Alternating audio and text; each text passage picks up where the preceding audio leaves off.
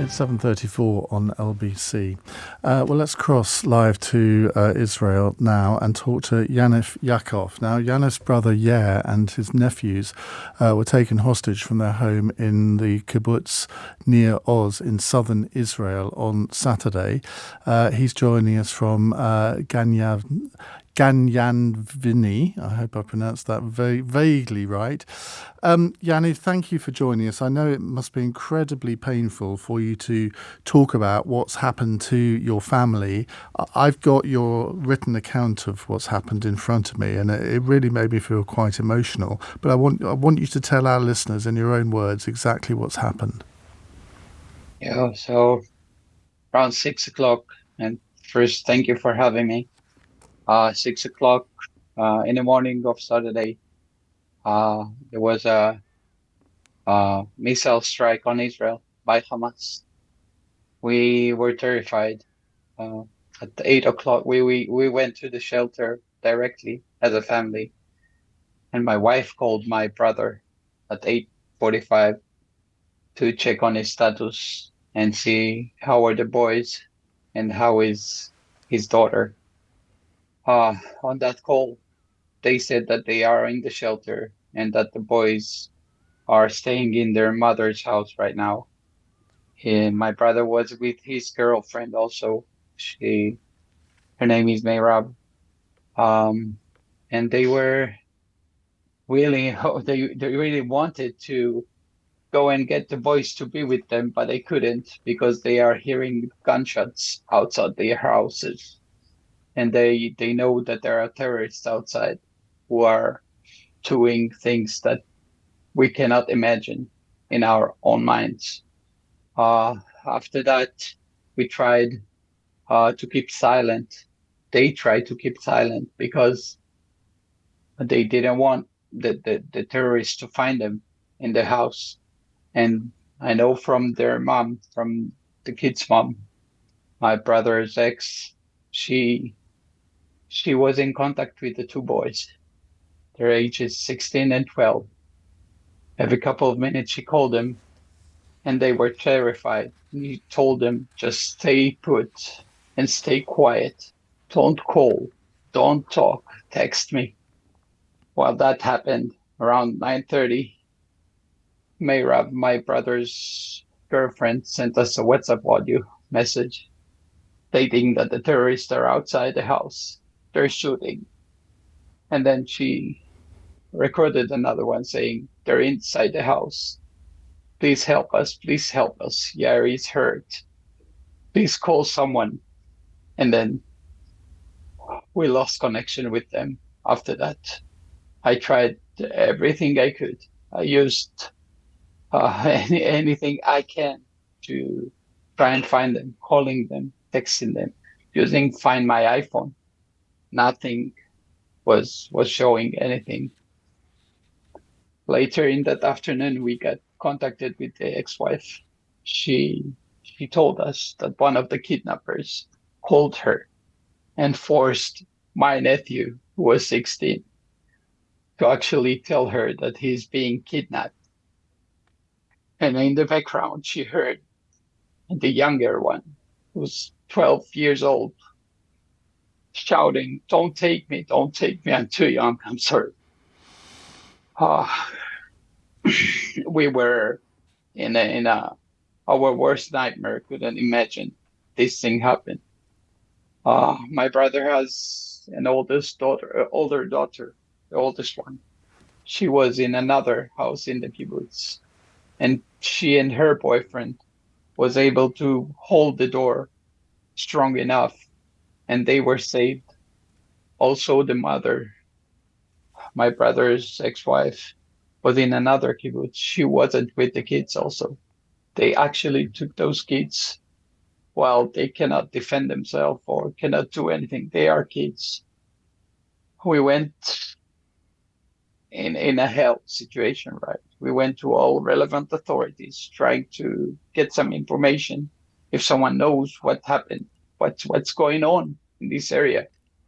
No one had any clue. For 30 hours we were struggling. We were trying to do anything we can. And then on Sunday, we got a propaganda short video made by Hamas with the sounds of like an active action movie made by I don't know who, how they kidnapped my brother and his girlfriend from the house.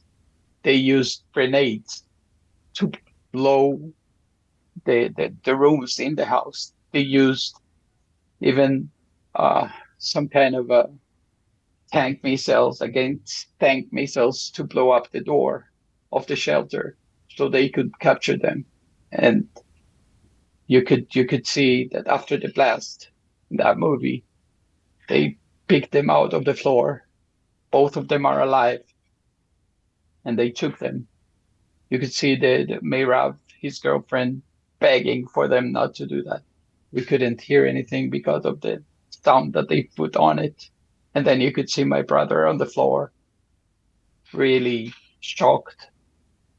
Uh, the, that situation is horrifying. I mean, those are civilians, those are kids, and they're not part of this game. They're not part of this war. They're not supposed to be play cards, not in the Hamas's hand, not in anyone's hand. So We that the last time you heard anything about them was that video. So that would have been what on Sunday, Monday. We're now Thursday. You've heard nothing else about their whereabouts, their location, nothing from the Israeli authorities about what's being done to try to find them. I guess there are things that are being done, and we have some officer from the police who is talking to us, but no new information about them. We are striving for a sign, for something to show that they are being helped, being held safe, and we strive to the governments, to any government in the world, to push and press both Israel government and both Hamas to lay down their weapons, send the Red Cross inside, see that they are okay, and release those civilians. They're not supposed to be a part of this game. Totally not. And what's the overwhelming feeling of you and your family? Obviously, you're distraught at what's happened, but is it one of confusion, helplessness, that there's very little that you can do yourselves to make this situation better? You are entirely in the hands of others. Exactly. And the first thing I did is I brought everyone here when I can. Brought my mom here, brought my sister and her daughter here. I know that uh my brother's ex-wife and her daughter was evacuated to a different place. Uh and I want everyone around me together to be safe and to hold each other's hand because this is the only thing that we can do. I'm working in every aspect and in with every journalist that contacts me. I can tell you that I had like so many interviews. That's the only thing I can do right now in order to bring them back home. That's all that matters is to bring those guys back home. My family, my beloved ones, and all the others, of course. I care about every one of them, but I do what I can. There were a lot of innocent civilians in Gaza at the moment, fearing for their lives too because of the aerial bombardments. Um, can you tell us how you and your community feel about what's happening there as well? We we as Israelis, we never attack, right? We always react. We as a family were raised on the fact that everyone has a mother, everyone is a human being, and we have to be sympathetic about their situation. They don't live in a great country like we do. They don't have shelters. We were always taught to be sympathetic about that. But I don't know if they were raised the same way. I really don't know because from the stories I heard from the kibbutz and from the daughter of my brother, when she got out of the room by the IDF, she saw that not only they ruined the place, but they also came in, not just soldiers, but also people came in from Gaza and stole stuff and took stuff from her personal things out. Why?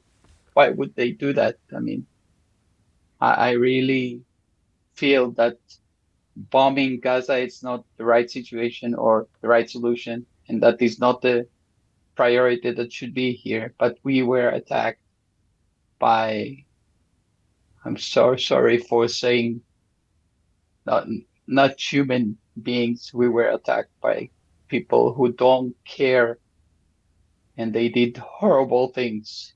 They did crimes that cannot be even explained anywhere.